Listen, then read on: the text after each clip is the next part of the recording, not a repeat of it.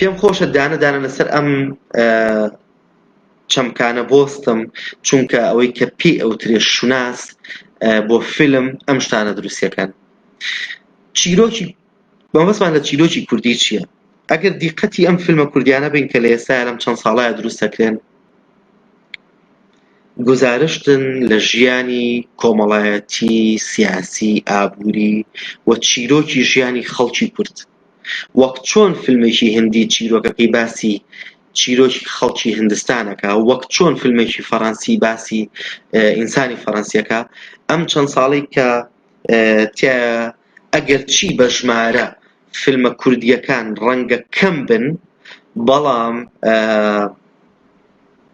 لە کۆی گشتیا چیرۆکی فیلمەکان چیرۆکی ئینسانی کورد ئەجێڕنەوە لەم لەحظانەیە. سەبجەکتی بابەتەکان، یعنی ئەوەی لە ناو فیلمەکەیە گوزەرێ ئەنێ چیرۆکە لەبارەی چییە؟ ئەگەر لەبارەی خۆشەویستیەوە خۆشەویستیەکی کوردانەیە، ئەگەر لەبارەی جینۆسایدەوەیە تعبیرکردنە لە دۆخێکی سیاسی کوردی، ئەگەر لەبارەی جیاوازی چینایەتیەوەیە کێشەی نێوان هەژار و دەوڵەمەندە هەر کوردیانەیە. یعنی ئەگەر بڕۆین تەماشای فیلمە کوردیەکان بکەین، ئەم پرسانە بە جوانی هەست پێەکەینەوە. ئەوەی کە زۆر گرنگە دەرهێنەری کورد و بەرهەمهێنەری کورد ئێستا فیلمی کوردی دروستەکەن. دەرهێنەرە کوردیەکە بە کوردی بیرەکاتەوە و بە کوردیە بینێ و ئەوێ گزارش لە ژیانی خۆی، لە ژیانی کۆمەڵگەکەی خۆی بکە و بەرهەمهێنەری کورد پرۆدیوس. ینی ئەگەر چی ڕەنگە بە ژمارە کەم بن، من بەردەوام خاڵە دووبارەکەمەوە، ڕەنگە فیلمسازی کوردی کەم بێ لە ڕووی ژمارەوە، بەڵام لە ڕووی ناوەڕۆکەوە پتەوە، بە دەلیلی ئەوەی کە ئەگەر دیقەت بین لە بەشێکی زۆر لە فیلم فێستیڤاڵەکانی جیهانە، کاتێک من وەک دەرهێنەرێک خۆم زۆر جار فیلم سەبمیت دەکەم بۆ فێستیڤاڵەکانە، بینم لە ساڵانی ڕابردووە فیلمی کوردی حوزوری هەبووە، تەنانەت خەڵاتی وەرگرتووە. ئەگەر مبالغە نەبێ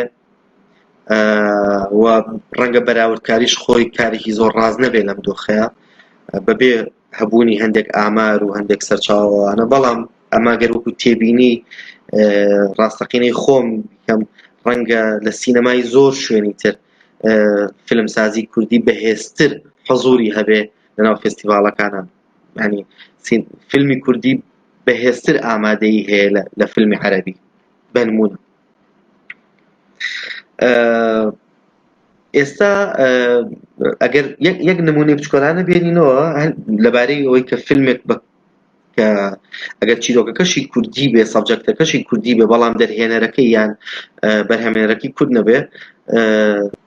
چەند ساڵێک پێش ئێستا لە هۆلیوود فیلمێک بە ناوی ترەیج پێم وایە دروستکرا، باسی ساڵی 88 و ئەنفال و ئەمانە کە دوو ڕۆژنامەنووسی ئەمریکییانە کوردستان و لەوێ شاهیدی هەندێک لەحزەی ناو شۆڕش و ئەنفال و تەنانەت شیماباران و ئەوانە شەبن و فیلمەکە لە هەندێک بەڕگەیە بە کوردیش قساکەن کارکتەرەکان تیا، بەڵام ناتوانم پێ بەم فیلمە بڵێن فیلمێکی کوردیە، لەبەرەوەی نە دەرهێنەرەکە کووردە، نە بەرهەمهێنەرەکە کووردە و نە زمانی فیلمەکەش کوردیە. ئێستا ئازانی مەسەلەن لە هۆلیوود زۆر فیلم دروست دەکرێت لەبارەی وڵاتانی ترەوە، لەبارەی عەرەبەوە، لەبارەی زۆر شوێنی ترەوە، بەڵام فیلمانە بە فیلمی ئەمریکی ناتوان پێیان بڵێ فیلمی عەرەبیە. یەکێک لەو بنەمایانەی کە شوناسی پێناسینەوە مەسەلەی زمانە. لە ڕابردووە بەشی زۆری فیلمەکان لە دوو قۆناغی یەکەمە بە زمانی نەتەوەکانی تر بوون. لە قۆناغێکە فیلمەکان لەو کاتێک کە ئەمە بەگنازاریان و ئەوان فیلمیان دروست کردووە بێدەنگن فیلمەکان، و ئەگەر کاپشنێکیش هەبێ بە زمانی ئەرمەنی و ڕۆسی و ئەمانە نووسراون، و لە قۆناغی دواتریش فیلمەکان بە زمانی فارسی و تورکی ئەمانن. بەڵام لە ئێستاە فیلمەکان فیلمی کوردین، کارکتەرەکان بە کوردی قساکەن، کە ئەمە زۆر گرنگە، چونکە ئەگەر مەسەلەی زمان یەکێک بێت لە پێکهێنەرەکانی نەتەوە و یەکێک بێت لە سیما سەرەکیەکانی پێکهاتنی شوناسی نەتەوایەتیش بۆ شوناسی سینەماییش هەڕاست.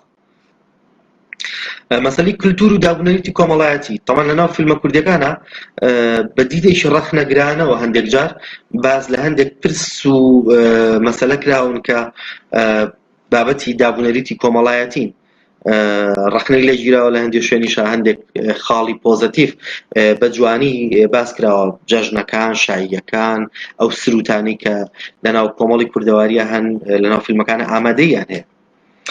دۆخی سیاسی ئەگەر بگەڕێنەوە بۆ سەرەتای قسەکانمان باسیەوەمان کرد کە ڕەشپێستەکان یان جوولەکە بە جۆرێک لە جۆرەکان شوناسی سینەماییەکەی خۆیان بەرمەبنای جینۆساید دروست کردووە. لە ئێستاە کوردیش بە هەمان شێوە لەسەر هەمان تەوەرکارەکە و بە جۆرێک لە جۆرەکان فیلمی کوردی بە شێوەیەکی گشتی سیاسیە و لەسەر جینۆساید و لەسەر هەندێک پرس قساکە کە تعبیرە لەو دۆخەی کە بەسەریا هاتووە وەک نەتەوە.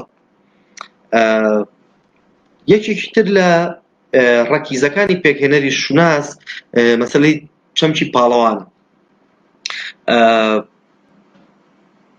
ئەگەر لە قۆناغێکە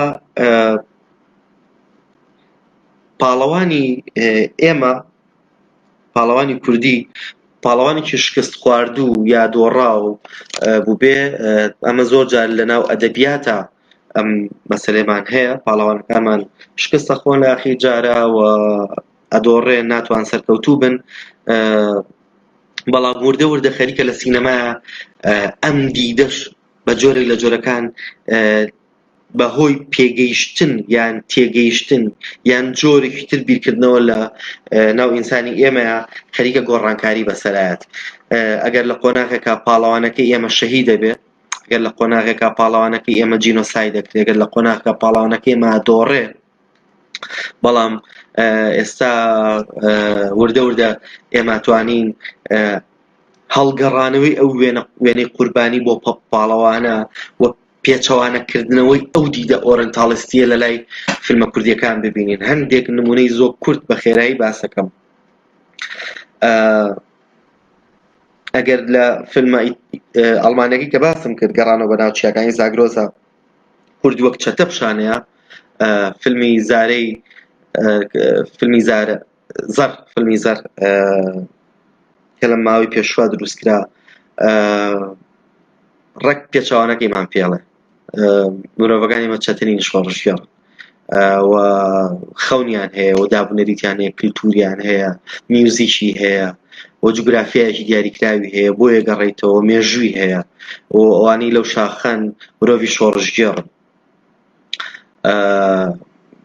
هەروە بێتەوە فیلمە زۆر باشەکەی هونەرمەند هاشمای دەمیر 14 جوڵای وێنەی پاڵەوان بە جوانترین شێوە خۆی مانیفێست دەکا کە ئەو گیراوانەی زیندانی دیاربەکر ئەگەر چی زیندانیش بن، ئەگەر چی